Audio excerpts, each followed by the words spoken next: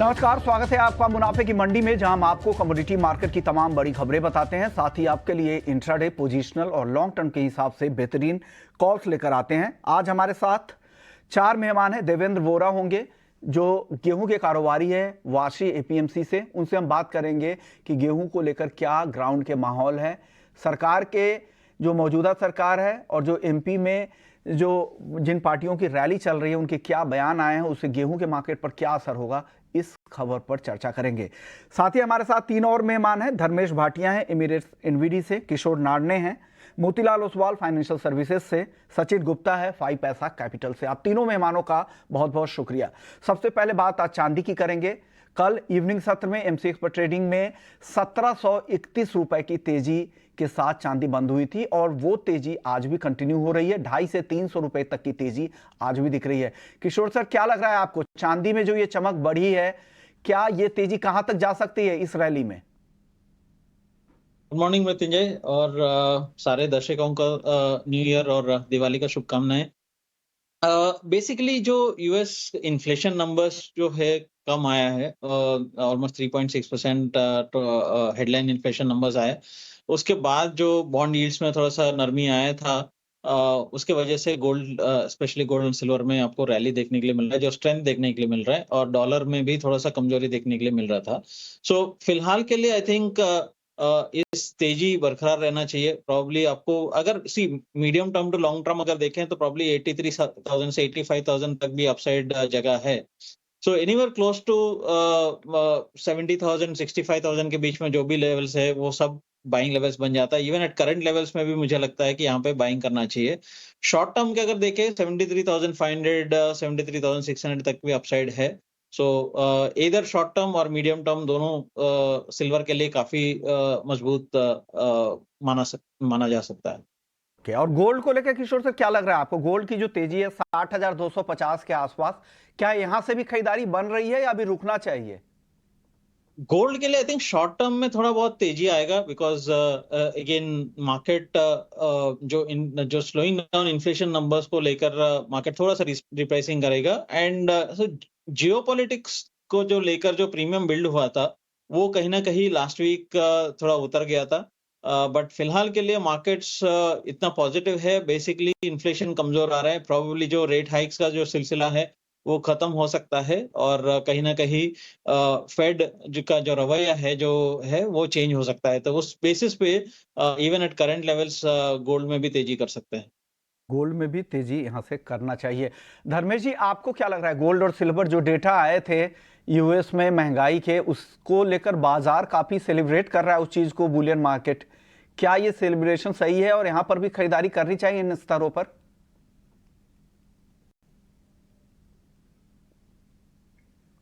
धर्मेश जी, audio को unmute कीजिएगा, फिर बताइए गोल्ड और सिल्वर में क्या करें।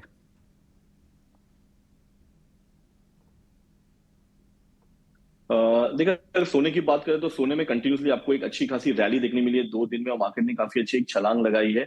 सेम रही चांदी की बात, तो चांदी में भी आप देखें तो शॉर्ट टू मीडियम टर्म में मार्केट काफी दायरे में है। $22 से लेके $24 का दायरा है, मार्केट इसी दायरे में ट्रेड हो रहा है। नो डाउट मार्केट में कल शाम के सत्र में जैसे ही न्यूज आया मार्केट में और डॉलर इंडेक्स में गिरावट देखी, और काफी अच्छी तेजी आपको यूरो, स्टर्लिंग और कमोडिटी मार्केट में देखने मिली। ये जो तेजी है ये छोटी अवधि के लिए मेरे हिसाब से जारी रह सकती है, और इंट्राडे प्रोस्पेक्टिव से मैं सोने में और चांदी में दोनों में बाइंग की सलाह दूंगा। बट ये यहाँ का जो वॉलेटिलिटी वो काफी काफी सीमित रहेगी, क्योंकि जैसे जैसे दिसंबर स्टार्ट हो जाएगा इंटरनेशनल मार्केट में काफी वॉल्यूम कम हो जाएगा और ट्रेडिंग पैटर्न काफी स्लो हो जाएगा। तो इंट्राडे प्रोस्पेक्टिव से अगर सोने की बात करें तो आप करंट लेवल से भी बाय करके चल सकते हैं। 60,500 60,600 तक के टारगेट के लिए आप इंट्राडे प्रोस्पेक्टिव से बात कर सकते हैं। रही चांदी की बात, तो चांदी मेरे मेरे हिसाब से काफी अच्छी एक वॉलेटिलिटी है इसमें, और ये यहाँ पे एक अच्छी खासी तेजी चांदी में भी देखने मिल सकती है। करंट लेवल से भी मैं रेकमेंड करूंगा आप चांदी में निवेश करके चल सकते हैं, क्योंकि अगर मैं कंपैरिजन करूं तो चांदी यहाँ से एटलीस्ट 1,000 से 1,500 रैली फिर से दिखा सकता है। दोनों के हिसाब से मैं चांदी में ज्यादा बेट करूंगा कंपेयर टू सोना, क्योंकि चांदी में जो क्षमता है ऊपर जाने की काफी ज्यादा है, और अगर इंडस्ट्रियल डिमांड बढ़ती है तो चांदी यहाँ से और रैली कर सकती है। तो रही सोने और चांदी की बात, दोनों काउंटर पे इंट्राडे या हफ्ते भर के अंतराल के लिए मैं बाय की सलाह दूंगा। मैंने दोनों, या तो आपका पोजिशनल व्यू है या फिर इंट्राडे, दोनों ही तरीके से आप यहां पर खरीदारी ही करके जाए, गोल्ड और सिल्वर। और चांदी को लेकर ज्यादा बुलिश धर्मेश जी दिख रहे हैं। सचिन, आप भी सहमत है दोनों एक्सपर्ट से? आपको भी लग रहा है यहाँ से गोल्ड और सिल्वर की तेजी बढ़ेगी, और बढ़ेगी तो कहां तक जा सकती है दोनों के दाम? बताइए क्या करें ट्रेडर्स आज? Good morning Vishwamohan ji, and सबसे पहले आपको एंड हमारे सभी दर्शकों को दीपावली की हार्दिक शुभकामनाएं। अगर गोल्ड सिल्वर की बात करें तो दोनों में एक पॉजिटिव ऑप्टिमिज्म बना हुआ है। जिस तरीके से जो इन्फ्लेशन डेटा कल रिलीज हुए हैं और एक fear factor interest rate hike को लेकर मार्केट में बना हुआ, तो स्लाइड ओवरकम होता हुआ नजर आया है, जिसकी वजह से हमने एक पॉजिटिव ऑप्टिमिज्म जो है वो गोल्ड सिल्वर में बढ़ता हुआ देखा है। हमें लग रहा है गोल्ड के कंपेरिजन में सिल्वर में जो है वो इंट्राडे पॉइंट ऑफ व्यू से भी और short term point of view से भी एक अच्छा मोमेंटम्स देखने को मिल सकता है। बिकॉज सिल्वर में 2 दिन पहले एक टर्न अराउंड लोअर लेवल से देखने को मिला, 69,000 के लेवल से जो है वो रिवर्स होते हुए नजर आए हैं प्राइसेस, और 2 दिन में करीब 2,500 से 2,800 पॉइंट तक की तेजी जो है वो सिल्वर में ओवरऑल देखने को मिली है। सो इंट्राडे पॉइंट ऑफ व्यू से अगर हम बात कर रहे हैं, हमें लग रहा है कि silver could be good bat for the buying purpose, और 71,600 के आसपास से इसमें एक बाय इनिशिएट किया जा सकता है। डाउन साइड में जो स्टॉप लॉस रहेगा वो 71,200 का रहेगा। हायर साइड पोटेंशियल हमें करीब 72,500 और 72,800 तक के आसपास में नजर आ रहा है। अगर हम गोल्ड की बात करें तो गोल्ड में भी जो है वो एक पॉजिटिव मोमेंटम ही एक्सपेक्टेड है। करंट मार्केट प्राइस से भी एक बार बाय इनिशिएट किया जा सकता है। डाउन साइड में स्टॉप लॉस 60,000 का रहेगा, अपसाइड पोटेंशियल करीब 60,500 550 के आसपास में हमें लग रहा है। ओके, तो ये भी गोल्ड और सिल्वर को लेकर तीनों एक्सपर्ट्स को लग रहा है कि यहाँ से तेजी और दिख रही है। चलिए अब बात कर लेते हैं कच्चे तेल की। कच्चा तेल हफ्ते भर में हालांकि 4% से ज़्यादा की तेजी, लेकिन अभी भी जो सितंबर का हाई था 28 सितंबर के आसपास का, उससे काफ़ी नीचे है बाजार। और जैसे जैसे तनाव कम हुए हैं बाजार नीचे की ओर आया है, लेकिन अभी भी 80 के ऊपर बना हुआ है। $82 के आसपास अभी ब्रेंट क्रूड का भाव है। किशोर सर, क्या करना चाहिए कच्चे तेल में? यहाँ से किस तरह की चाल दिख रही है, और ट्रेड अगर किसी को करना हो फ्यूचर्स में या ऑप्शंस में तो कहाँ मौके दिख रहे हैं, किस साइड के मौके दिख रहे हैं आपको? विश्वमोहन, यहाँ पे बेसिकली जो क्रूड है वो फंडामेंटली मंदी में है, ओवर सप्लाइड मार्केट है। मतलब काफी प्रोडक्शन कट्स के बावजूद भी यहाँ पे रैली, कुछ खास रैली देखने के लिए नहीं मिल रहे हैं। सो जो जियोपॉलिटिक्स है वो उसका जो सारे प्रीमियम है वो तो निकल गया है। प्रोबेबली अराउंड 65 से $68 के आसपास आपका जो एसपीआर का जो डिमांड है वो थोड़ा सा बढ़ सकता है। तो मेरे हिसाब से ये जो पूरा साल के लिए एनीवेयर बिटवीन $65 to $68 के आसपास आपका बॉटम बन सकता है। सो फिलहाल के लिए इंट्राडे के लिए मैं टेक्निकल बाय देना चाहूंगा। प्रॉब्ली 6480 के आसपास नवंबर वायदा खरीदारी कर सकते हैं। 6600 तक जगह है। सो स्लाइट पुलबैक रैली है। अगर उसको सेफली खेलना है तो प्रॉब्ली 6500 का जो कॉल ऑप्शन है वो ₹50 के आसपास अवेलेबल है, वो खरीदारी कर सकते हैं। ₹30 का स्टॉप लॉस मेंटेन करना चाहिए। 90 से ₹100 तक 6500 का कॉल ऑप्शन ट्रेड हो सकता है। व्यू कच्चे तेल में आपका है। धर्मेश जी, आपकी सलाह कच्चे तेल में?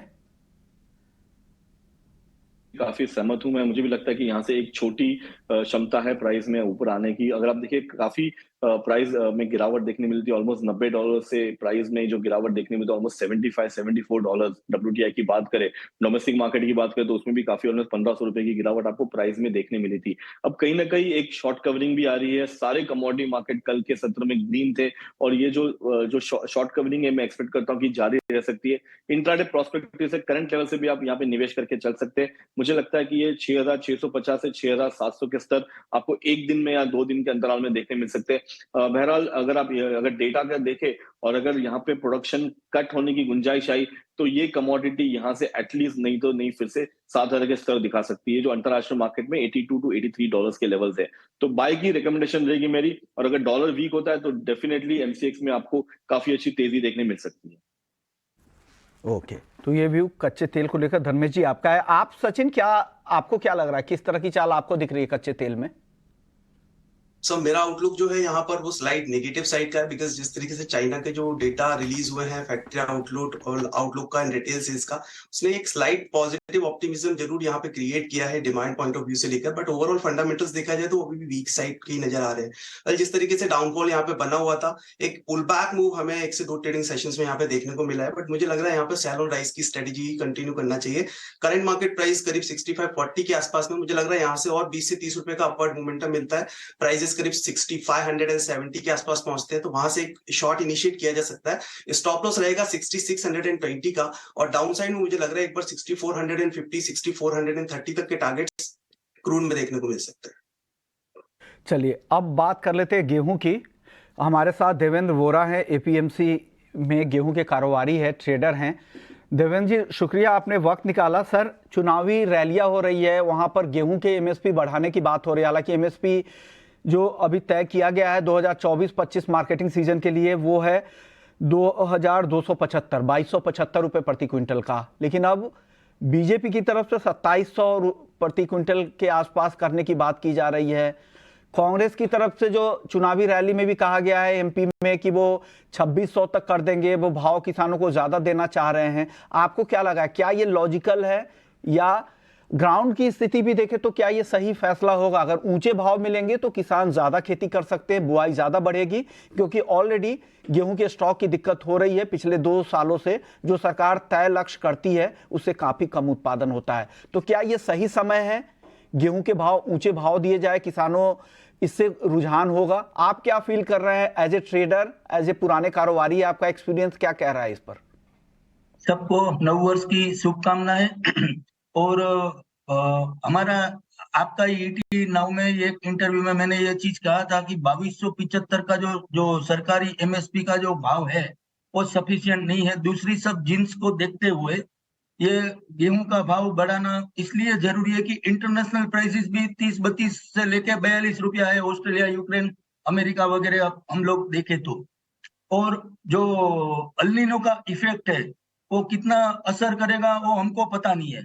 2 साल का हमारा मतलब जो सरकारी खजाना है स्टॉक का वो काफी नीचे जा चुका है ड्यू टू वो जो सरकार अभी जो मुफ्त में राशन दे रही है उसकी वजह से भी उसमें काफी घट आई है हमारे जो सरकारी जो एफसीआई के जो खजाने हैं उसमें।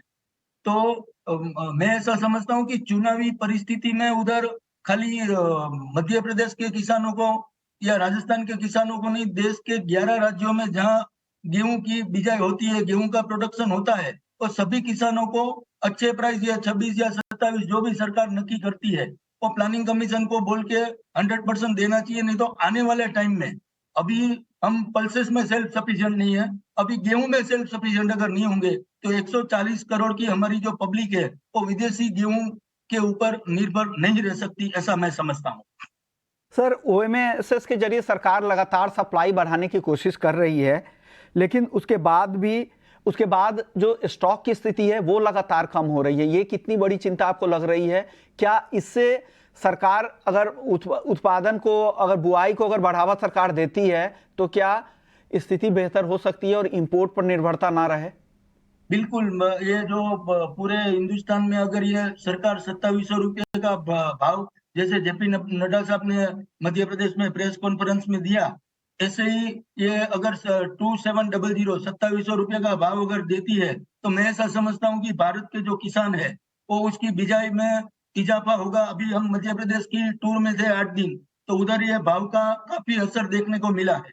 तो अगर 2700 रुपये का भाव मिला तो हम लोग 10.5 से 11 करोड़ टन का जो हिंदुस्तान का प्रोडक्शन का टारगेट है वो अचीव कर पाएंगे, ऐसा मैं समझता हूँ। हमको एल नीनो का और गर्मी का इफेक्ट भी ये जो है वो देखना पड़ेगा एनवायरमेंट के हिसाब से। छोटा जवाब दीजिएगा, आपको भाव के हिसाब से कैसा लग रहा है? क्या यहाँ से दाम ऊपर की तरफ जाएंगे या कुछ नरम होंगे गेहूं के दाम? नहीं, नरम होने के चांस है ही नहीं। बाजार अभी मार्केट तेज ही रहेंगे। टेम्पररी सरकार की कोई अगर सप्लाई बढ़ती है तो 2 दिन 4 दिन रहेंगे, वापिस मार्केट आगे जाएगी, ऐसा हमें दिख रहा है। और दूसरा मैं आपको जो बोल रहा था कि जो अभी सरकार ने आटा डिक्लेयर किया है 2750 रुपये में 10 केजी, तो मैं अफ्रीका के 54 कंट्री और यूरोप के 48 कंट्री में किधर भी सरकार कभी कोई व्यापार नहीं करती है, और सरकारी अभी गेहूं और दाल और आटा वो सब व्यापार करने लग जाएंगी तो हिंदुस्तान के लाखों व्यापारी और करोड़ों जो काम करने वाले किसान वगैरह वो कहाँ जाएंगे, वो मैं नहीं समझ पा रहा हूँ अभी भी। ओके, शुक्रिया देवेंद्र जी, आपने वक्त निकाला और गेहूं के बारे में बताया कि मार्केट की स्थिति क्या है, कैसे जो कम हो रहे हैं स्टॉक उससे कैसे पार पाया जा सकता है, कैसे किसानों को बेहतर भाव देकर खेती को बढ़ावा दिया जा सकता है। बेस मेटल्स की जहां पर आज लेड को छोड़ दे तो सारे काउंटर्स तेजी के साथ कारोबार कर रहे हैं। किशोर सर, क्या लग रहा है आपको मेटल्स में? चीन लगातार कोशिश कर रहा है लिक्विडिटी बढ़ाने की, वहां जिस तरह से प्रॉपर्टी मार्केट को रिवाइवल की कोशिश हो रही है, क्या वहां से डिमांड बढ़ेगी और यहां से और दाम बढ़ने की उम्मीद है क्या मेटल्स में? सी मेटल्स में भी जो यूएस इन्फ्लेशन डेटा का पॉजिटिव इम्पैक्ट आया है, नंबर वन। डेफिनेटली जैसा आपने बताया, चीन भी थोड़ा सा इकोनॉमिक एक्टिविटी बढ़ाने का और स्टिमुलस मेजर्स बढ़ाने का कोशिश कर रहे हैं, स्पेशली कंस्ट्रक्शन सेक्टर में, रियल एस्टेट के सेक्टर में। बट उसके बावजूद एक्चुअली थोड़ा बहुत कॉपर का सप्लाईज भी टाइट है, एंड जिंक एक अच्छा मेटल है कि अगेन शॉर्ट टर्म में तेजी हो सकता है। तो ओवरऑल काउंटर्स पॉजिटिव रहेंगे बेस मेटल्स में। आई थिंक उसके अंदर अगर आज के लिए अगर एक पिक करना है तो प्रॉब्ली जिंक नवंबर वायदा है, 230 के आसपास खरीदारी कर सकते हैं। 228.50 पैसे का स्टॉप लॉस मेंटेन करना चाहिए और टारगेट आप 223 के आसपास रख सकते हैं। यानी जिंक आज के लिए ज्यादा पसंद आ रहा है, हालांकि डेफिसिट जो है वो कॉपर में भी है, लेकिन आज के लिए अगर ट्रेड करना है तो जिंक के साथ जाए, ऐसा किशोर सर को लगता है। धर्मेश जी, आपको क्या लग रहा है, आपको क्या ज्यादा पसंद आ रहा है मेटल्स में आज? देखिए, मैं भी जिंक की तरफ काफी बेट कर सकता हूं, बट बहरहाल मैं रेकमेंड करूंगा कि कॉपर में भी आप ध्यान रख सकते हैं, क्योंकि कॉपर का जो दायरा है वो काफी सीमित है। 700 से लेके 730 के दायरे में कंटिन्यूस ट्रेड हो रहा है। डाउनसाइड रिस्क काफी लिमिटेड है, तो मैं रेकमेंड करूंगा कि करंट लेवल से भी आप निवेश करके चल सकते हैं। लिमिटेड स्टॉप लॉस है, काफी छोटा स्टॉप लॉस है, आप यहाँ पे बाय करके चल सकते हैं, और 717 से 720 का टारगेट रहेगा। बट अगर आप 2024 की बात करें तो मैं रेकमेंड करूंगा कि ये एक काला घोड़ा है जो काफी अच्छा आपको रिटर्न दे सकता है, क्योंकि अगर थोड़ी भी इकोनॉमी रिवाइव हुई, जो एंटिसिपेट है कि 2024 में रिवाइव होने की चांसेस काफी हाई है, तो ये सबसे ज्यादा आपको मुनाफा दे सकता है, और इसकी जो क्षमता है वो 750 तक की है। अगर आप देखिए, ये साल के अंतराल में 820 से ये 700 680 भी जाके आ चुका है, तो ऑलमोस्ट 100 रुपए की एक उठापटक प्राइस में देखने मिली है। बट अगर इकोनॉमी रिवाइव होती है तो सबसे जो डॉक्टर कॉपर कहते हैं और बेस मेटल का जो किंग है, उसमें आप निवेश करके चले, आपको डेफिनेटली यहाँ पे अच्छा मुनाफा होगा। डेफिनेटली यहाँ पर अच्छा मुनाफा की उम्मीद कॉपर में लग रही है, और जिंक भी पसंद है, और जिंक किशोर सर की भी टॉप ट्रेड है यहाँ पर। सचिन, आप क्या पसंद कर रहे हैं मेटल्स में आज?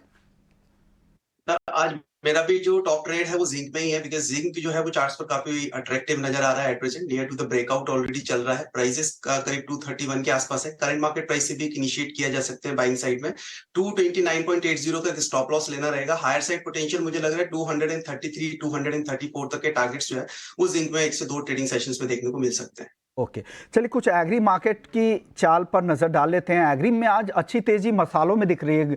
जीरा करीब 2% ऊपर है, 2.5% की तेजी धनिया में दिख रही है। हमारे साथ नवरत्न कासट हैं, टेक्निकल एनालिस्ट हैं। नवरत्न जी, क्या लग रहा है आपको, यहाँ पर क्या पसंद आ रहा है आपको? जीरा, हल्दी और धनिया तीनों काउंटर में कोई एक चुनना हो तो क्या खरीदेंगे आप? सर, धनिया में बेहतर अपॉर्चुनिटी रहेगी। मेरा धनिया का ऑलरेडी अपना बाइंग का मैसेज लास्ट वीक से चल रहा है। हाँ। और हमने 8,120 का हाई भी देखा है उस कॉल के अंदर। ओके। और आने वाले टाइम्स में धनिया में बहुत अच्छी बढ़त देखने को मिलेगी दिसंबर एंड तक। ओके, कितनी बढ़त सर? टारगेट बता दीजिए, किस तरह के टारगेट की उम्मीद आप कर रहे हैं? 8,250, 8,500 और 8,800 तक के टारगेट्स आने वाले टाइम्स में हमको दिखेंगे। और 7,500 एक बहुत ही अच्छा सपोर्ट है धनिया का। ओके, 7,500 आपको अच्छा सपोर्ट एरिया दिख रहा है। पहला टारगेट 8,250 दिख रहा है। पोजिशनल व्यू है, आज के लिए नहीं है, ये थोड़े मीडियम टर्म का नजरिया इनका है। ग्वार में बताइए नवरत्न जी, क्या लग रहा है? ग्वार सीड और ग्वार गम, इन दोनों काउंटर में क्या करना चाहिए? सर, ग्वार सीड में मेरा ऑलरेडी कंटिन्यूस बाइंग मैसेज 11,300 से गम का बाइंग मैसेज कंटिन्यूस चल रहा है। ग्वार 5650 से कंटिन्यूस बाइंग चल रहा है, और कंटिन्यूस इसके अंदर जब तक आज का जो हाई बना है 11,600 के करीबन हाई बना है। और आने वाले टाइम्स में ग्वागम में भी बहुत ही अच्छा मौका रहेगा। ये जो भाव नीचे के जो भाव अभी हुए रिसेंटली, वो भाव वापस ब्रेक नहीं होंगे, रेगुलर नए हाई दिखेंगे अपने को ग्वारगम में। ओके, यानी ग्वारगम में भी यहाँ से और तेजी दिख रही है। अब जो रिसेंट का जो लो है, रिसेंट लो को नीचे ब्रेक नहीं करेगा, ऊपर की तरफ ही दाम यहां से बढ़ सकते हैं। शुक्रिया नवरत्न कासर साहब, आपने वक्त निकाला हमारे लिए। चलिए, मैं नॉन एग्री मार्केट का वापस से रुख करते हैं। नेचुरल गैस की चाल पे नजर डालें। 1% आज कमजोर है। किशोर सर, क्या करना चाहिए नेचुरल गैस में आज? वीकनेस जारी रहना चाहिए। 260 के आसपास मैं नवंबर वायदा बेचने का सलाह दे सकता हूं। 264 का स्टॉप लॉस मेंटेन करना चाहिए, और टारगेट आप 252 के आसपास रख सकते हैं। आपको भी लग रहा है बेचकर जाना चाहिए नेचुरल गैस आज के लिए?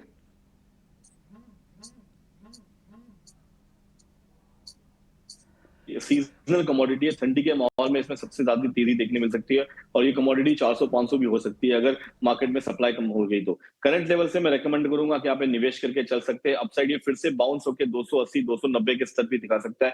अगेन डाउन साइड रिस्क काफी लिमिटेड है, प्राइस 240 के नीचे जा ही नहीं पा रहा, टिक रहा कंटिन्यूसली। तो मैं रेकमेंड करूंगा इंट्राडे प्रॉस्पेरिटी से 250 का स्टॉप लॉस मेंटेन करें। अपसाइड इमीडिएट टारगेट 270 का रहेगा। पोजिशनली ये 280 से 290 के टारगेट के लिए आप दिसंबर या जनवरी कॉन्ट्रैक्ट बाय करके चल सकते हैं। ओके, यानी धर्मेश जी को लग रहा है तेजी, हालांकि किशोर सर को लग रहा है सिर्फ इंट्राडे के लिए उनकी सेल कॉल है, ये ध्यान रखिएगा। लेकिन धर्मेश जी इंट्राडे और पोजिशनली भी इस पे बुलिश ज्यादा दिख रहा है। शुक्रिया आपका धर्मेश जी, किशोर सर और सचिन जी, आप तीनों मेहमानों का बहुत बहुत शुक्रिया। मुनाफे की मंडी को यहीं समेटते हैं।